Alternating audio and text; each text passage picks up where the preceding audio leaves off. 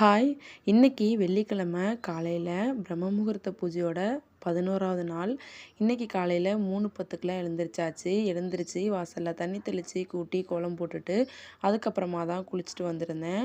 சாமி படத்துல இருக்கிற பழைய பூ எல்லாத்தையுமே மாத்திட்டு, புதுசா பூ வச்சுட்டு, விளக்கேத்தி சாமி கும்பிட்டாச்சு. இன்னைக்கு 11வது நாள் பூஜை ரொம்பவே சிறப்பா முடிஞ்சிருச்சு.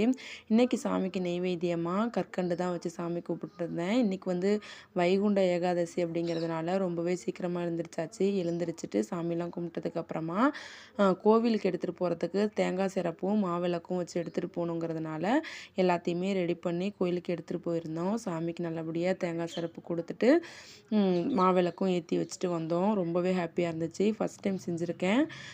சாமிக்கு நல்லபடியாக பூஜை முடிச்சுட்டு வைகுண்ட ஏகாதசி விரதமும் எடுத்தாச்சு. எப்பொழுதுமே விரதம் நான் எடுத்துப்பேன். நீங்கள் விரதம் இருப்பீங்களான்னு சொல்லிட்டு கமெண்டில் பண்ணுங்கள். தேங்க்யூ.